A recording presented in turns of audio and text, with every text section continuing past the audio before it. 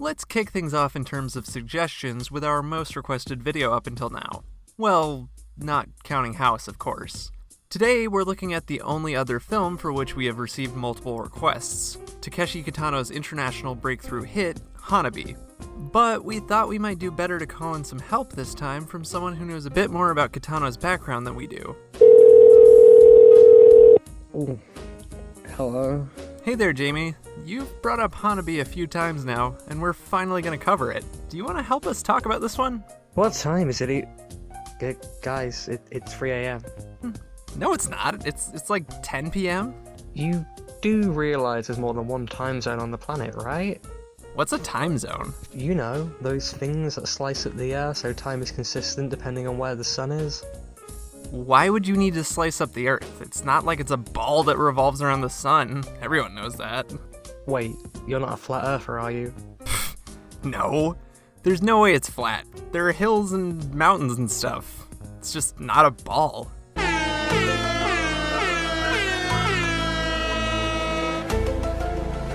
So wait, what is it you wanted to talk about again?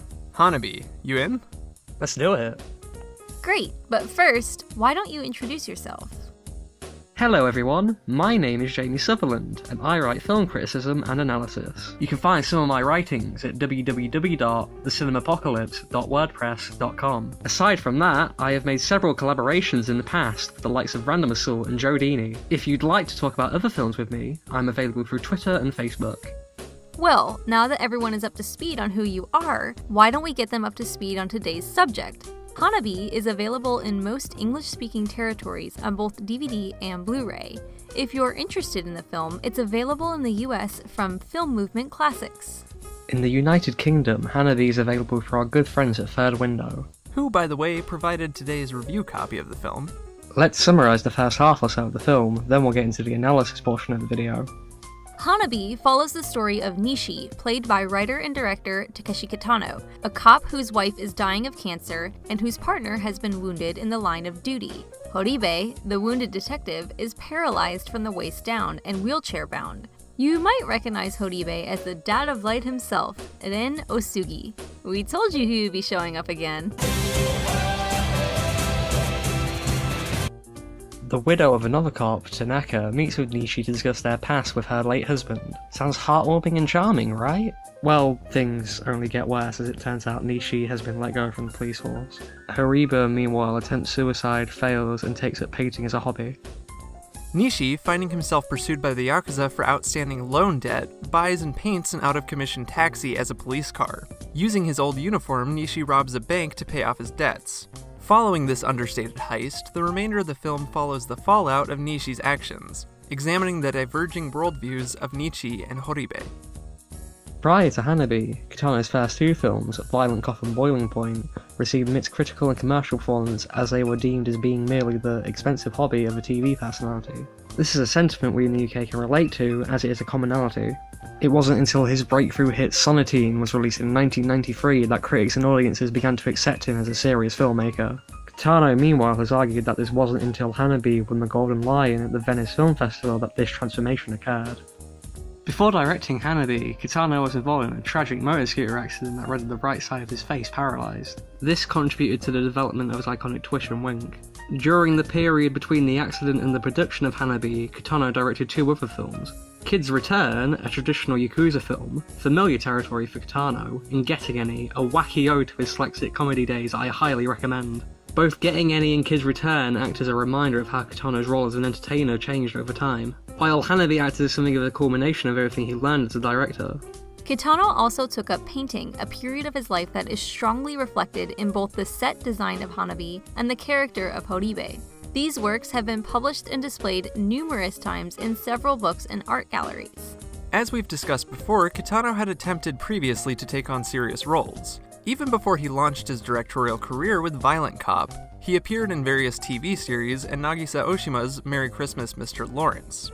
The reception of these projects and his appearance in serious rather than comedic roles lends credence to Kitano's assertion that Hana-Bi changed his career path in terms of being taken seriously.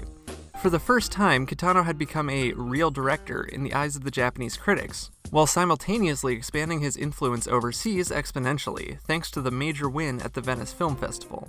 We might know Kitano today as an internationally renowned Yakuza auteur who was an obvious pick for such serious roles as Aramaki in last year's Ghost in the Shell adaptation, or the teacher named, Kitano in Battle Royale.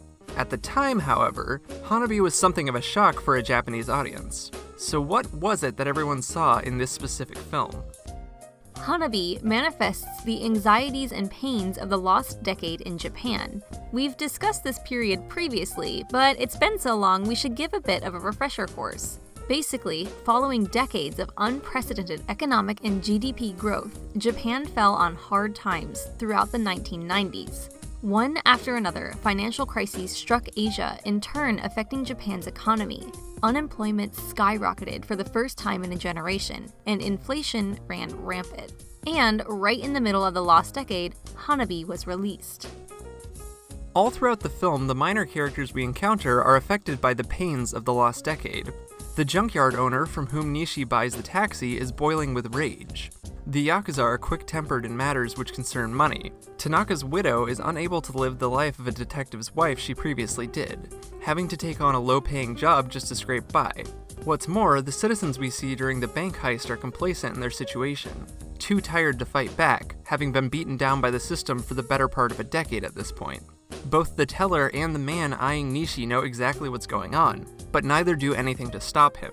This could be read as a commentary on the Bank of Japan's slow nature in responding to the problems of the 1990s. You see, in Japan, the bank system is centralized, meaning that there aren't private institutions, but rather that it's controlled by the government exclusively. As recently as 2017, it has been supposed that the Bank of Japan failing to act more quickly against inflation and to stop the speculation that initiated the first crash may have directly precipitated the lengthy nature of the crisis's fallout.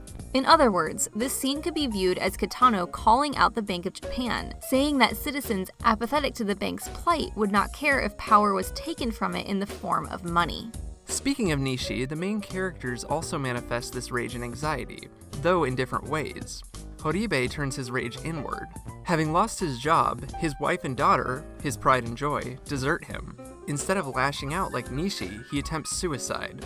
Luckily, he's unsuccessful, but this attempt shows that he feels the same rage as Nishi. Nishi, of course, projects his rage outward. He tries desperately not to express himself, attempting to adhere to the old values of the nation. We see that through his actions for the sake of his wife and Horibe alike. Nishi wants to do what is better for the collective, and to not display brash emotion. This is why, for the first half of the film or so, Nishi barely utters a single syllable. Instead, he suppresses his emotions and sits by his dying wife, or by Tanaka's widow in support. However, after being pushed down by the system for so long, Nishi finally snaps. Time and again, he lets the floodgates loose and lashes out, like when he stabs a thug in the eye with a chopstick after the Yakuza repeatedly accosts him for money, or when he assaults a man who has mocked Nishi's wife for trying to water dead flowers. Nishi is also a great example of that old saying from Dumbledore. You know the one. Fear leads to anger, anger leads to hate, hate leads to suffering, suffering leads to international acclaim. Dumbledore? Really? What? Don't judge me for liking a series of unfortunate events. In this way, both Nishi and Horibe may have spoken to the sentiments of adults in Japan during the lost decade. And while international audiences might not have understood this cultural perspective, there is something more universal in their actions and worldviews that anyone can relate to. Another major pair of themes in Hana-Bi is the transience of life and our knowledge of our own mortality. This begins with the title itself. The name Hana-Bi, which literally means firework, is composed of flower and fire, which could be a double or triple entendre depending on how you look at it. The flower of the title could be representative of the beauty of life, while the fire could be the violence of death and the destruction of the moment by time. That is to say, time being the fire that burns in only one direction down the wick that is history. Alternatively, we could argue that the title beholds the beauty of the moment being like a firework, a long build-up to a wholly transient moment that passes instantly. The last interpretation that comes to mind readily is that Hana-Bi could speak to life being the long fuse, then death being the sudden explosion of a firework. Sometimes things don't go according to plan, and a firework will misfire, or go dormant for minutes before suddenly erupting. In essence, we know that we will die, but we don't know when or how necessarily, just as we know a firework should explode, and we assume that we know how it will, but that we can never be entirely certain. This is another area in which Horibe and Nishi represent two sides of the same coin, something likely inspired by Kitano's brush with death during his motor scooter accident. Nishi knows his wife's life has an expiration date because of her terminal illness. He can't be certain of when she will pass, but he knows she will sooner than later. This could represent Kitano being forced to recognize his own mortality. Nishi tries to break out of the system that would keep him and her living day by day, in turn freeing them from the anxiety that comes with awaiting death. By seizing the money from the bank, he can afford them both to live life as they want until their deaths. In this way, Nishi represents not just the frustrations of being a Japanese citizen in the 1990s, but in being a person living in any society. Horibe, by contrast, doesn't realize the preciousness of life and tries to take his own. He thinks, prior to surviving a suicide attempt, that he is defined by those outside of him and by how others see him. Having lost his family and his job, he thinks he has lost himself, and finds only after his survival that he is wrong.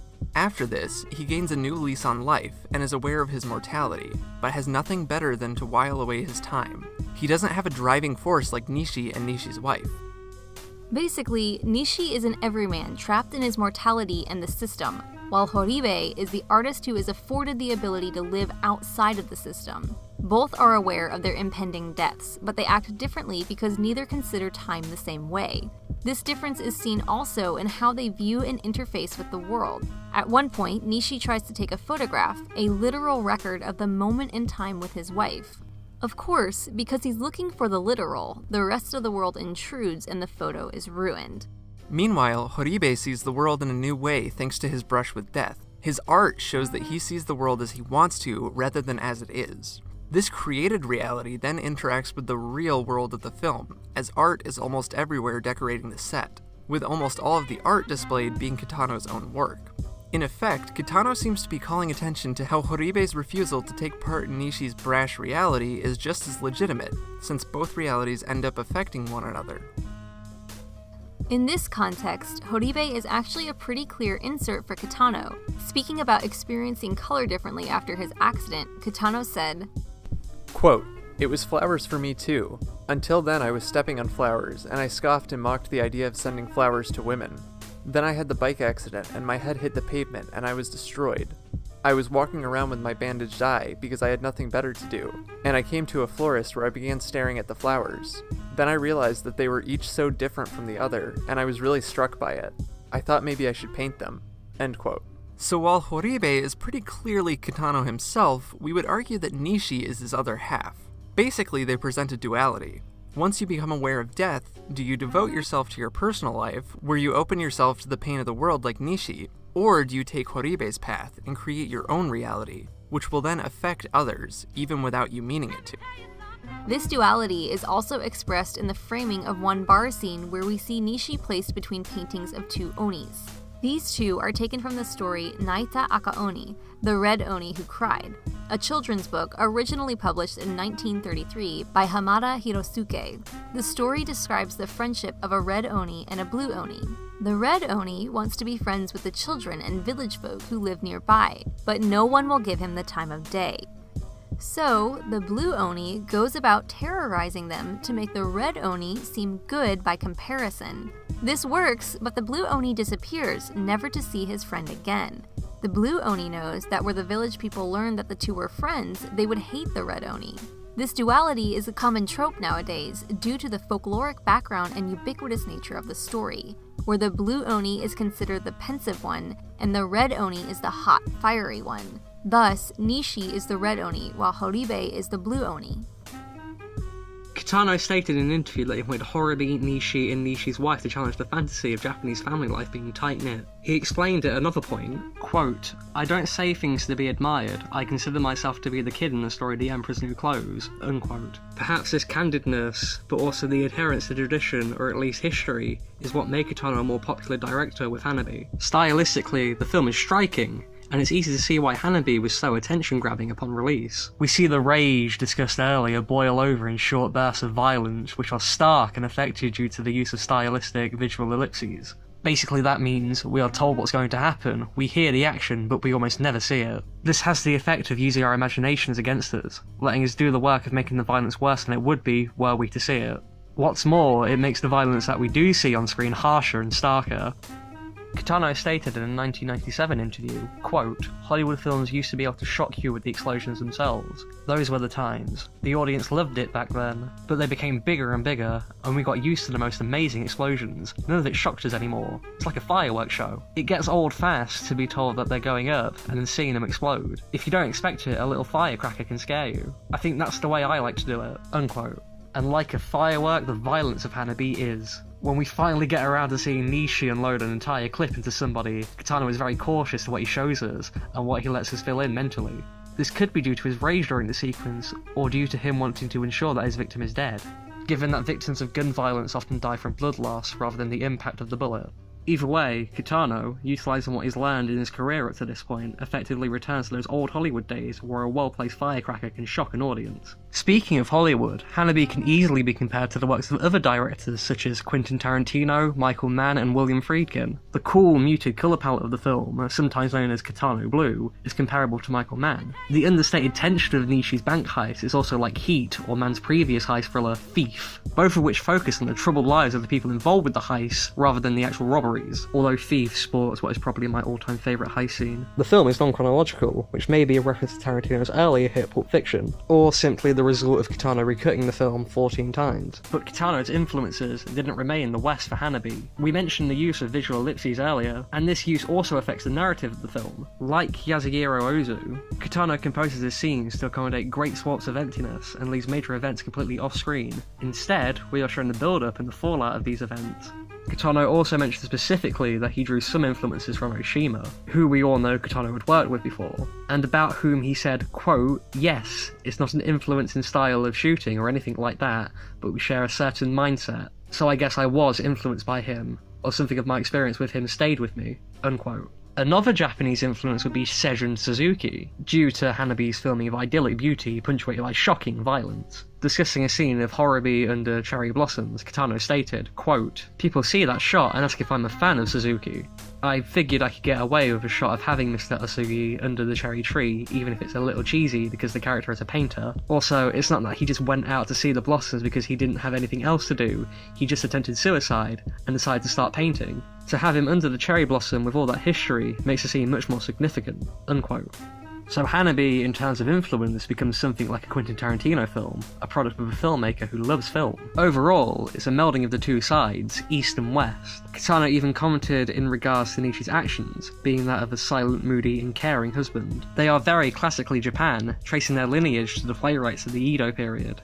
Of course, we keep alluding to Hana-Bi being the culmination of Kitano's earlier works and everything he's learned through them. The film's score, composed by Joe Hisaishi, and overall tone, is comparable to his earlier works, most notably Violent Cop and Sonatine. Hana-Bi's score is a personal favourite of mine, as it reflects both the heroism and tragedy of Nishi's character. In an interview discussing his philosophy in directing, Kitano explained, quote, "If there are 3 things about film that are good, those are the 3 souvenirs the film left me, and I don't need anything else. And then, in the next film, I collect a couple more, and they add up.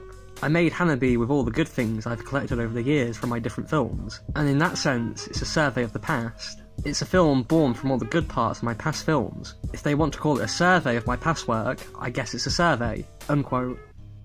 Hana-Bi is seen as a watershed moment for Kitano's career in film, as well as being part of arguably the Japanese film industry's biggest international year of the 1990s. This was the same year that Naomi Kawase's Suzaku took home the Camera d'Or, and Shohei Imamura's Unagi shared the Palme d'Or at Cannes.